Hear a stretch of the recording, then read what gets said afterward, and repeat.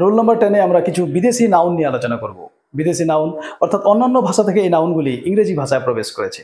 তোমরা জানো বিশেষ করে গ্রিক আর ল্যাটিন ভাষা থেকে প্রচুর শব্দ ইংরেজিতে প্রবেশ করেছে, রাইট?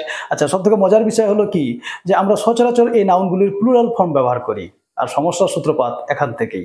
কারণ আমরা ব্যবহার তো করি প্লুরাল নাউন, কিন্তু ভুলবশত অনেক ক্ষেত্রেই আমরা এদের সঙ্গে সিঙ্গুলার ভার্ব ব্যবহার করে দিই। আর ওই জন্যই পরীক্ষকদের কাছে এই নাউনগুলি খুব প্রিয়। বিভিন্ন চাকরি পরীক্ষায় এখান থেকে প্রায় প্রশ্ন করা হয়। লক্ষ্য করো স্ক্রিনে, লক্ষ্য করো question number 1, what is the criteria for selection? Next, an earthquake is a natural phenomena and it is very difficult to get control over it. Next, do you know the criteria for the post? Next, the memoranda are on the table.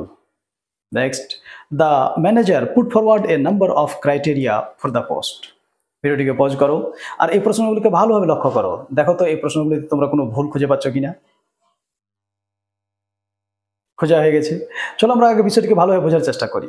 আমরা আগে ওই নাউনগুলোকে দেখে নিই যে নাউনগুলি বিদেশি ভাষা থেকে ইংরেজিতে প্রবেশ করেছে এবং যাদের প্লুরাল ফর্ম আমরা সচরাচর ব্যবহার করে থাকি, রাইট? তাহলে লক্ষ্য করো আবার স্ক্রিনে, লক্ষ্য করো তোমরা স্ক্রিনে যে নাউনগুলি দেখতে পাচ্ছ এই নাউনগুলি ফরেন নাউন অর্থাৎ বিদেশি ভাষা থেকে ইংরেজি ভাষায় প্রবেশ করেছে, রাইট?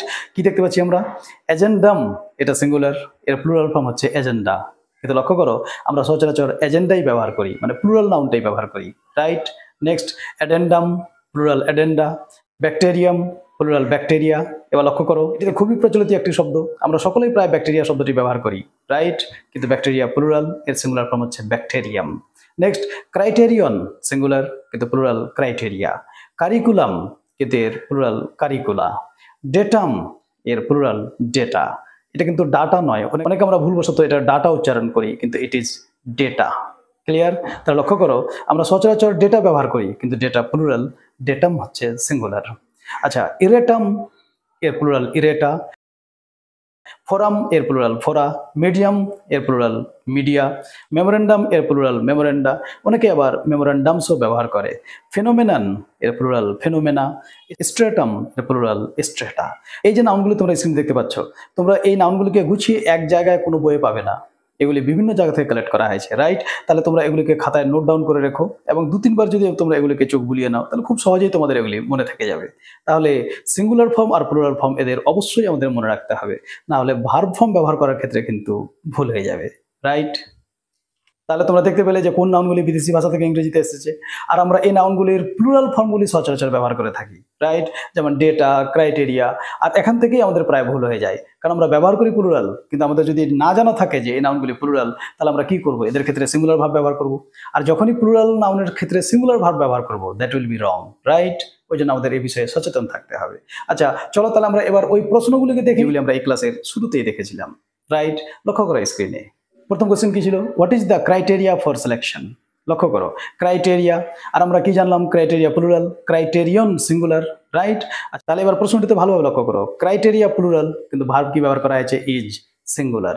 তাহলে এই বাক্যটিকে আমরা দুভাবে ঠিক করতে পারি। যদি ক্রাইটেরিয়া ব্যবহার করতে হয় তাহলে এখানে আর ব্যবহার করতে হবে, what are the criteria for selection. আর যদি ইজ ব্যবহার করি তাহলে আমাকে ক্রাইটেরিয়ন ব্যবহার করতে হবে, what is the criterion for selection. বোঝা গেল? 100% পাক্কা? এবার নিশ্চয়ই ভুল ধরতে পারছো। ইয়েস, চলো আগে বাড়ো। An earthquake is a natural phenomena and it is very difficult to get control over it.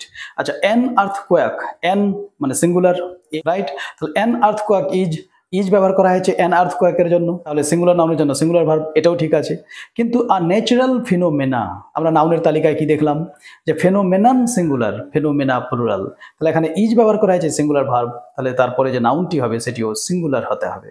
তাহলে an earthquake is a natural phenomenon, right? বোঝা গেল? Next, do you know the criterias for the post? লক্ষ্য করো criterias, আর আমরা নাউনের তালিকায় কি পেয়েছিলাম? Criterion singular, criteria plural. তাহলে ক্রাইটেরিয়া অলরেডি প্লুরাল, তাহলে তার সঙ্গে এস বা ইএস যুক্ত করার কোনো দরকার নেই। বোঝা গেল? তাহলে ক্রাইটেরিয়াজ নয়, ক্রাইটেরিয়া হবে। বোঝা যাচ্ছে এবার? Next question number 4, the memoranda are on the table. আচ্ছা, মেমোরেন্ডা আমরা নাউনের তালিকায় কি পেয়েছিলাম? মেমোরেন্ডাম সিঙ্গুলার আর মেমোরেন্ডা প্লুরাল। তাহলে এখানে মেমোরেন্ডা প্লুরাল ফর্মে আছে। আচ্ছা, তারপরে আর ব্যবহার করা হয়েছে, আর মানে কি? Plural verb. তাহলে প্লুরাল নাউন প্লুরাল ভার্ব ব্যবহার করা হয়েছে। There is no mistake in the sentence, the sentence is 100% correct. Yes. Next, the last question, the manager put forward a number of criteria for the post. আচ্ছা, put forward a number of criteria. এখানে লক্ষ্য করো, আ number of এটা একটা phrase. এর মানে হচ্ছে অসংখ্য বা অনেক বা প্রচুর, অর্থাৎ মেনি। তাহলে মেনি অর্থে আ নাম্বার অফ ব্যবহার করা হয়। তাহলে মেনির পরে প্লুরাল নাউন বসবে। ক্রাইটেরিয়া কি? আমরা ইতিমধ্যেই জেনে গেছি প্লুরাল, রাইট? তাহলে in this sentence there is no mistake. It is also 100% correct. বোঝা যাচ্ছে এবার? এবার নিশ্চয়ই ভুল ধরতে পারছো। এইভাবেই আমাদেরকে কনসেপ্টগুলি ক্লিয়ার করতে হবে এবং প্রশ্ন উত্তরের মাধ্যমে সেই কনসেপ্টটাকে ব্যবহার করতে হবে। তাহলেই দেখবে খুব সহজেই আমরা এই কনসেপ্টগুলিকে মনে রাখতে পারবো। শুধু মুখস্থ করে মনে থাকবে না, প্র্যাকটিসের মাধ্যমে আমাদেরকে এগুলিকে মনে রাখার চেষ্টা করতে হবে। Right? Yes. So dear brothers and sisters, this is the end of the discussion of rule number 10. I hope you have enjoyed the class. আমরা এখানে কিছু বিদেশি নাউন সম্পর্কে জানলাম এবং সেখান থেকে আমাদের কি ধরনের প্রশ্ন আসতে পারে, বিভিন্ন চাকরি পরীক্ষায় আমরা এখান থেকে কি ধরনের প্রশ্নের সম্মুখীন হতে পারি, সেই বিষয়টা তোমাদের কাছে নিশ্চয়ই পরিষ্কার হয়ে গেছে, রাইট? আশা করি এবার থেকে তোমাদের আর এই নাউনগুলি নিয়ে কোনো রকম সমস্যা হবে না।